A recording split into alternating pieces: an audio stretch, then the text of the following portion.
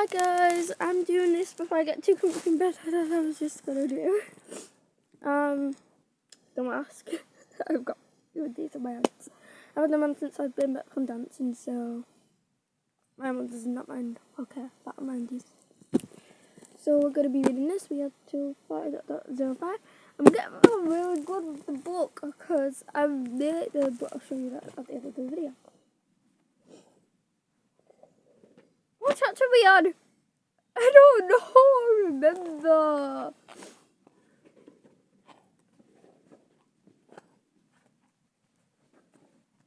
And I'm on chapter 16. So I'm only going to read 2 pages, so I'll read 2 more pages or tomorrow. As you know, I don't really like to rush through chapters. So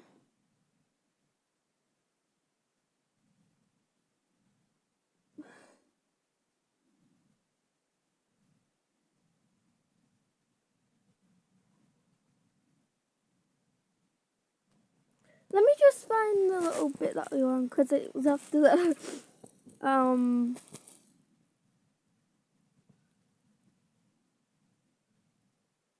Maggie chasing Henry. Okay. I think it's after the bit where as the new girlfriend line, so it's gonna read from Henry's bit. Henry would have preferred not to completely out the relationship, but he hoped if Penny trusted Maggie enough to keep quiet, then he could too. Besides, any kind of lying to Maggie now was not going to go down well. Maggie looked between them, wondering if they were speaking the truth, and as Henry nodded, Penny's face slipped into a huge smile. "You're together?" Penny nodded. Maggie squeezed and threw arms around first Penny and then Henry. "I'm so happy for you both." Daniel laughed. "Easy there, Mags. They've been on one date. They're not getting married or anything." "Penny, come to the kitchen with me. I want to hear all about it," Maggie said. "You boys can go and bond in the front room for a bit before dinner is ready." Daniel unhastened him into the front room while giggling and whispering dead in the kitchen. He wondered how much Penny was actually giggling when he heard a sort of excitement from Maggie. He guessed it must have been rather than the nice restaurant he had taken her to. "I'm so glad you were only joking. I was afraid I'd have to punch you for saying those things about Penny, and that wouldn't have ended well for me," Daniel said. Maggie came muggling out of the kitchen carrying 2 bottles of beer. She fixed Henry with a nod smile before she left him and Daniel alone. Daniel raised his beer bottle to Henry to new friendships. Penny checked the bottle against his friend and took a big swig. "What did Claire want to talk to you about today anyway?" "She never gets involved with the carpenters or any of the factory businesses. She doesn't seem to do anything actually." Henry sat down and slowly peered around the label on the side of the bottle. "I'm really glad, to be honest. I don't know if I'm going to be working them much longer." She came on to me. Daniel sat opposite him. "Shit, you don't want to get involved with boss's sister?" "I'm with Penny. She doesn't hold any interest at all. In fact, even if I wasn't with Penny, she wouldn't hold any interest for me. She tried it on me with last night, but I made it clear I wasn't available. And well, that would be end of it. And I thought that would be the end of it. But she seems to think she has a sense of enlightenment that because she's the owner of the company that I'd be jumping at the chance to sleep with her. I told her I wasn't interested, and she basically said that if I want to continue working there, I'd reconsider." Daniel's eyes blurted. She said she did not say that. And nodded. "You have to tell Edward. He would be furious." "Would he really believe me over his sister, though? I'm the new guy. He doesn't know me. I'm hoping it won't come to that." "What did you say?" "I told her if she tried to blackmail into sleeping with her again, I would slap a sexual harassment suit on the company so fast and sue them for every penny they had. Daniel went very pale. You did what? You threatened her?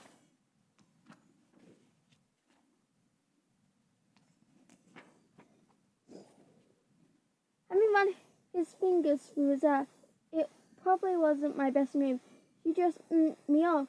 I honestly don't know whether I'll have a job to return to after Christmas. And Daisy and I only just arrived down here. If I lose my job, I don't think I can afford to stay. What else could you have done? You can't let her blackmail you like that. And if you had slept with her, it would have ended very bad if Edward found out. Oh, me, I don't know what to suggest. Henry sighed. I think I'd seemed so perfect for a few days, and now this had ruined Now this had ruined everything. But as Penny walked in with Maggie and he pulled her down by his side, he knew there was no way he could leave Whitecliff Bay now. See how many pages are.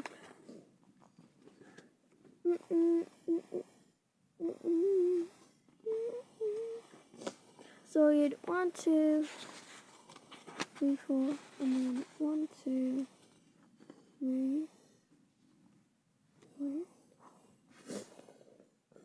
Penny smiled as Henry took her hand and they walked down the driveway towards his car. He'd been very tactical all night, sitting next to her, holding her hand at the table, sitting with his arm around her as they chatted to Maggie and Daniel. His affection for her sank naturally and she loved it. She was worried though. Something had happened at his work today to upset him. The fact that he had kept it to himself worried her too. Despite her smiles and easiness around her friends, there was something eating at him. She could tell, and somehow she knew it had to do with Clara. He opened the car door for her and slid into the passenger seat as he walked down to the driver's side. As soon as he closed the door, he leaned across towards her, cupping the back of her head with his large hand and putting a soft, sweet kiss on her lips. I've been wanting to do that all night, he said against her mouth. He started to pull away, but she grabbed his shirt and pulled him back, kissing him again. God, his kisses were so addictive and very quick, but the kiss turned into the plug to something else. Her hands were in his hair. His were wandering over her body. She reluctantly pulled away before she got too carried away. Right there on her friend's driveway, Henry groaned with disappointment. Firstly, they probably couldn't even finish off the kiss when they got home. Henry sat back in his seat, gripping the steering wheel tightly, clearing equally frustrated by their inability to finish the kiss. He started the car and pulled out their drive. We don't have to go straight home, Henry said. She looked at him and laughed. What were you thinking? We found a secluded lemon somewhere in the middle of the woods and I've in the back of the car. That's exactly what I'm thinking. She stared at him in shock. There were no words in her head. It wasn't exactly the sweet, gorgeous, romantic experience they had the first time. They made love, but she couldn't deny that the possibility really excited her. I've never had in a car before, Penny said. Neither. Really? Is that a rite of passage for most teenage boys? Remember, my later teenage years were spent raising a baby. There weren't a lot of time for snagging in cars. Tina was the first girl I sat with, a drunken woman at a party. There wasn't anybody else for years. Then there wasn't anybody else for years. Then they drove through the town. That must have been so hard for you.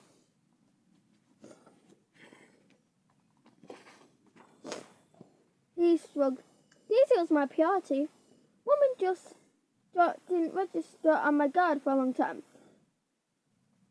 I was too exhausted to think about anything else. Night feeds almost killed me.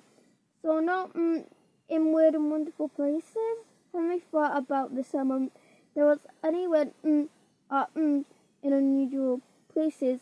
None obviously came to mind. It made Penny feel a lot better about her complete lack of sexual experience. I guess I've been quite sensible. I've done the usual places, like in the shower, on the table, on the couch, on a pool table, in a garden, on a summer lounge. Those are usual places? Penny blushed. Well, yes, they're not weird places. One of my friends had in a graveyard. Now that's a bit creepy if you ask me. I think mine have been quite normal. Mine against was probably the strangest place. What about you? Penny fiddled with a tiny hole in the key of her jeans. The bed and sitting up in bed once. Jesus, no wonder why Chris went someone else. Must have been bored out of his mind with the plane that she'd offered him. I never really knew what I was doing, and he certainly never intended it any other than in Dad. Henry drove up the hill, so we could recertify that if you would want. I think we better. I'm bloody miles behind everyone else in the terms of sexual experiences. Henry smiled at her as he drove past, returning for her house, and she bit her lip. They were really going to do this.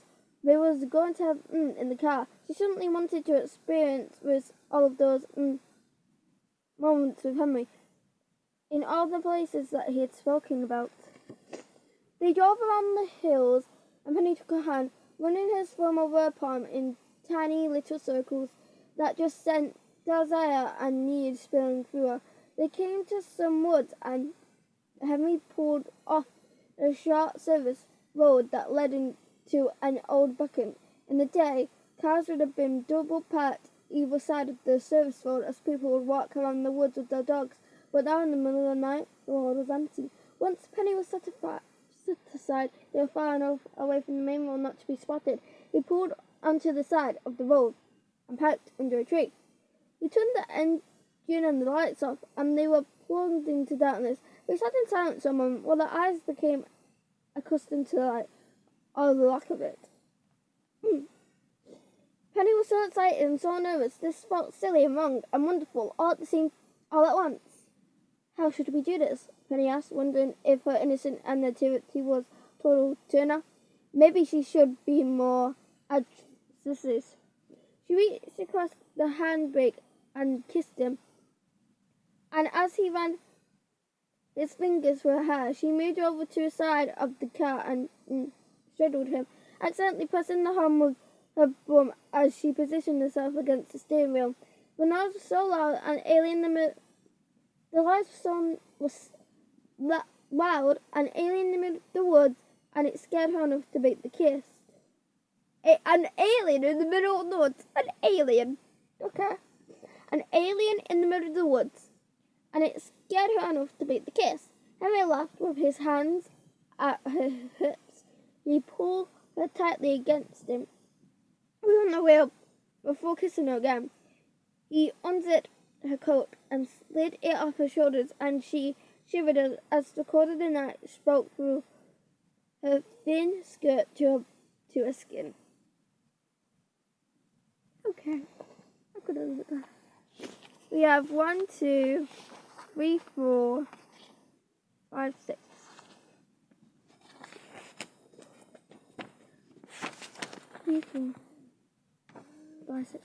So like the pages wise 6, but like just for counting 1, 2. So bye.